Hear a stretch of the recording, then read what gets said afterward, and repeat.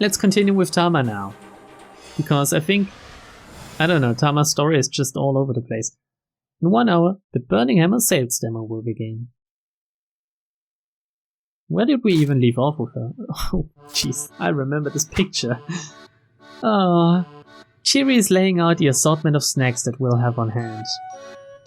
What is this one supposed to be? Did she eat a fucking hole in the middle of this snack, or is it supposed to be like this? Or is this some jam or something? Oh my god, I'm so hungry, even though I just had dinner. Hey Tama, you hungry? Why yes I am! I mean, that should be pretty obvious at this point. We're still in our costume. All I've had since putting on the stupid mascot costume is some burning hammer and a bunch of iced tea. Hey now, Chiri shoots back.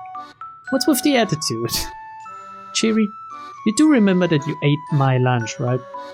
The sticker said it was best before noon. You just made that up. Yeah. Chiri chortles merrily and chucks some more iced tea. I love her. She's amazing. Okay, folks. What was Mr. Yanagishita's voice? Whatever. He calls out as he slips into the room. Lunch break's over. Back to work. I don't feel like I've had much of a break. If anything, I'm even more mentally exhausted than I was before. Fuck, I just love this chicken head. I would love to have one myself. There's a box full of Anagotchi toys in the storeroom on the 3rd floor. Mind bringing those down? Anagotchi? I ask. What's that? The name makes it sound like some sort of product knockoff. Oh yes, of course, Tamagotchi. Mr. Yanagishita's face widens in surprise. You've never heard of them? It is a knockoff, wow. You know, Anagotchi, it's a digital pet game where you raise an eel that lives in Tokyo Bay. A portable electronic game in which you raise a conger eel, Anago, feeding it daily and clearing away feces. Depending on how you raise your eel, it can wind up developing into various forms from normal eel to ultimate eel sushi. You can also use the infrared communication feature to bring over friends for your eel from another nearby Anagotchi device. There's also a sister product, Trout Watch. By connecting the two, you can view a special event where the eel and trout characters go to a pub together. What? Is this also a knockoff of Tamagotchi? Did they do that in Japan? Because the ones we got in Germany were just really bare bones, I think. Never heard of it, I say. Huh, well, I guess maybe a lot of people in Japan haven't heard of it yet. But it's all the rage right now with youngsters over in New York City. NYC? Oh, you must mean New York City. Okay, I knew that, okay. It's popular in New York? Really? Raising an eel in Tokyo? Popular in New York? Sounds like a scam. Anyway, I did some quick checking and that's what I learned. So last month I bought a whole bunch of them. Why does he keep doing this? Why does he keep fucking up like that? And once again you were swindled. Yep. Ouch. Chiri dropping the hard truth. Mr. Yanagishita lets out a pathetic whimper. Oh god. That's some fake tears, you know, they could have done this some other way. It looks like lube or something. Jesus Christ. Don't ask me how I know what lube on a face looks like. No! Just like that, his confidence evaporates. He starts muttering to himself. I thought it sounded a little fishy, really. I mean, think about it. Why would kids in New York be interested in raising eels from Tokyo Bay? He muses. Ah, it feels so good whenever the game acknowledges something I said. Thank you. And what appeal would an eel character even have anyway? None, that's what. I should have known that. I did know it. Poor Mr. Yanagishita. And why'd you buy them? This farce is getting tiresome. Anyway, Yanagishita continues, it was gonna cost way too much to keep them in storage. I was just gonna let the recycling guy take them. He hangs his head in shame. In a matter of moments, he's borderline catatonic. The type of eel that gives Anagotchi its name, Anago, can be loosely translated as the creature that lives in a hole. Mr. Yanagishita is probably wishing he could crawl into a hole right about now. Tamas or Chiri's? That's the question. Chiri, on the other hand, flashes a big bright grin. Still, you know, eel's pretty delicious. Oh, Chiri, Yanagishita blurts. Thank you. He clasps her hands in gratitude. I know in which hole he'll slip into later. I wasn't exactly complimenting you there, boss. Or maybe not. It's the same thing. There's a little bit of me in each of my products. Anagotchi and I are one and the same. Oh my god. A brief Anagotchi gameplay clip. The trick is to feed your eel proper food and give it proper exercise. Another important strategy tip is to make sure to obtain the sharp chef's knife when you visit Kappabashi Kitchen Town partway through the game. Let's give it a grub. Yum yum yum. He's happy now. Do we want to cook it? The fuck? I would never cook my pet. Fuck off. Which is to say, eels and I are one and the same. Go on then, say something nice about eels. Chiri chimes right in without missing a beat. Eels are awesome. When it comes to eel sushi, 100 pieces barely whets my appetite. You know, these two make quite a pair. Maybe they will slip into each other later. It really means a lot to me, Chiri. Thank you, thank you. I don't understand what any of this is about, but if it helps mend Mr. Yanagishita's wounded spirits, I guess I can't complain. I leave them to the devices and head for the storeroom. Why does Tama have to carry this shit now? She's the only one still in a fucking costume. It should be hard for her to do. The storeroom door opens with a rough grating sound. Okay, now where's the light switch? I fumble around in the dark, feeling for the switch box. My costume paws mute the sensations in my hands enough that even finding that is difficult. You know what you'll feel? Getting electrocuted. I bat at the wall willy-nilly until eventually the lights come on. Is this really how they do light switches in Japan? Because this looks kinda dangerous. Apparently I found a switch even if I didn't feel it. Whoa, what the heck is this?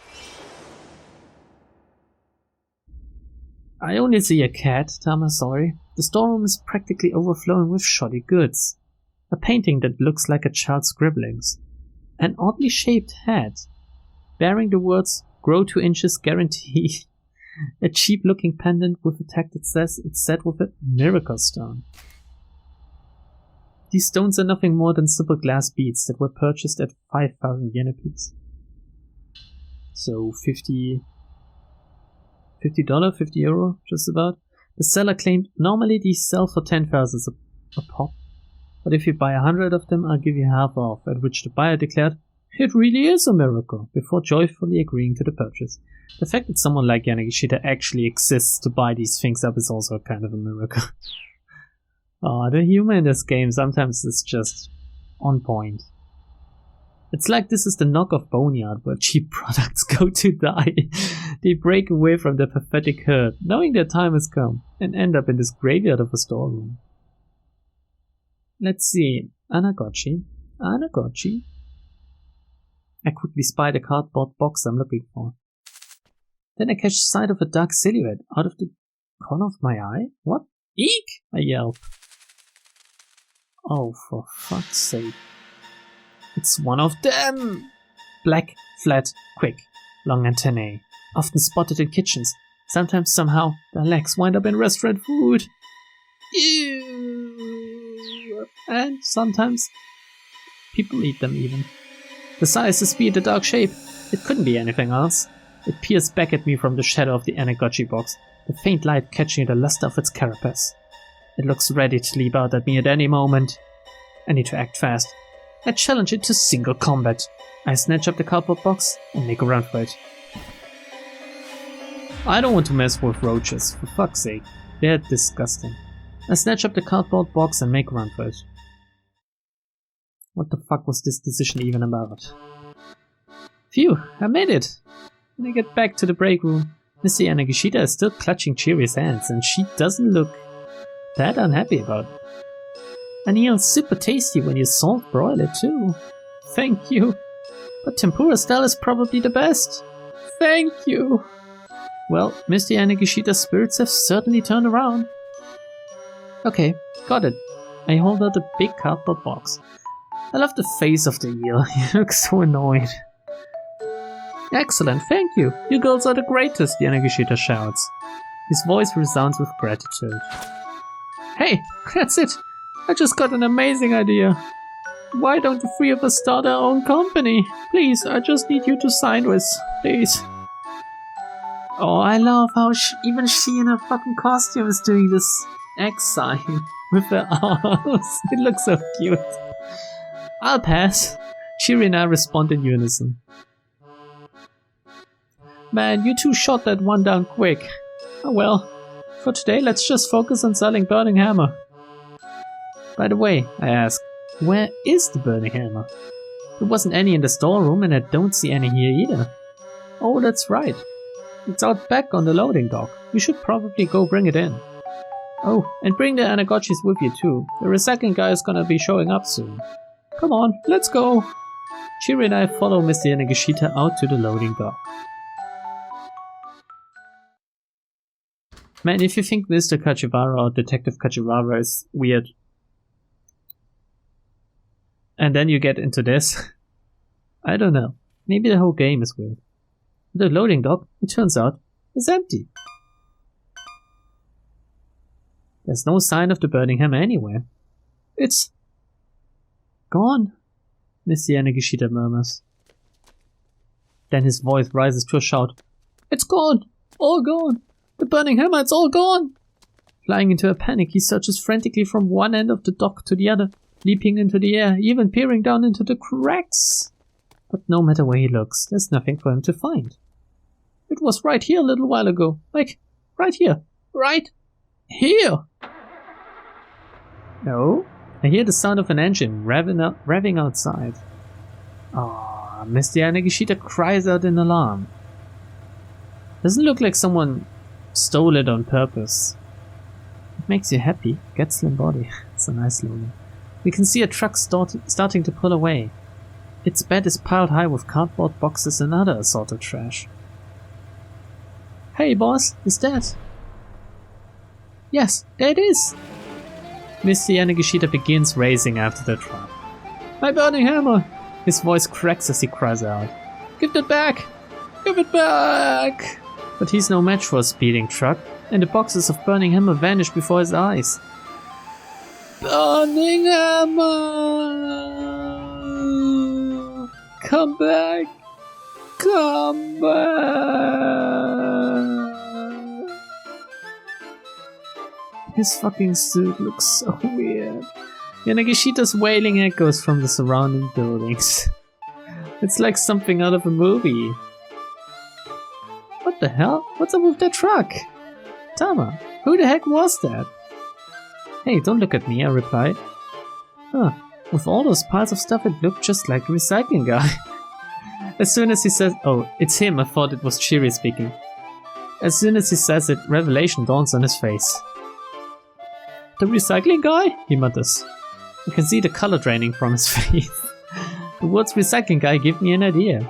If it was him, maybe he thought he was picking up the Anagotchis by We have to find it!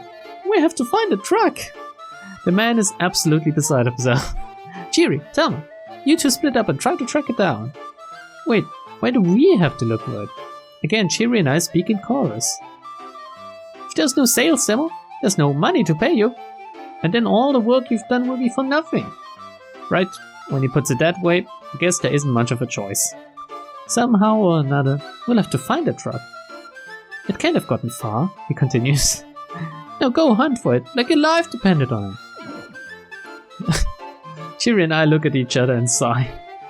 How do you want to do this, she asks. Want to search together, or should we split up? Let's go together. We should split up. I honestly don't know. As much as I'd loved hearing more of Chiri's antics, I think splitting up might be a better idea to find it, but what if something bad happens if we split up? Nah, let's just split. Shiri and I go our separate ways, searching for a truck full of junk. Bad end. I make my way to Center Guy. Oh my god. I'm so focused on searching all over as I walk that I lose track of where I'm going, and I wind up bumping right into a man who's hurrying along with his daughter. Oh, it's... what's his name? The dude that tried to kill himself. Teru and Hana Toyama. Of course, Toyama. They came to Center Guy to eat lunch. Before that, they were at Heaven Publishing in Shibuya one Chome? While wandering around distractedly looking for somewhere cheap and tasty, Mr. Toyama bumped right into Tama. Weird, huh? The strings of fate. Intertwining with these weird people. Oh, pardon me. I hop back to my feet and get to bow to the man in apology. Ow. Oh, come on. How would it hurt you?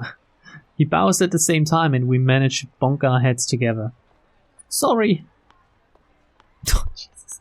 As her dad drops to his knees, clutching his head, the girl begins to wander off. Oh no, that's bad. Okay. He runs after her immediately. Hey, Hana, wait! The man lurches to his feet and rushes after the girl. She seems like an odd kid, only 10 or so, but strangely cold and distant for her age. Yeah, she's weird. Nursing my own sore head, I make it all the way to Shibuya Station, but there's no sign of the truck. Couldn't we just call the guy? Isn't this a company that's doing it, or is it a private person? I don't know. I'd probably never find it just by wandering around randomly. It's already 12:35. Is there really a giant fucking Casio G-Shock clock in Shibuya? Because that's fucking amazing. The sales demo starts in 25 minutes. I have serious doubts I'll be able to find the truck by then. What should I do? Just believe in yourself. Believe it. Oh, another keep out. Who would have thought, huh? That we wouldn't solve this hour in one go. Too bad.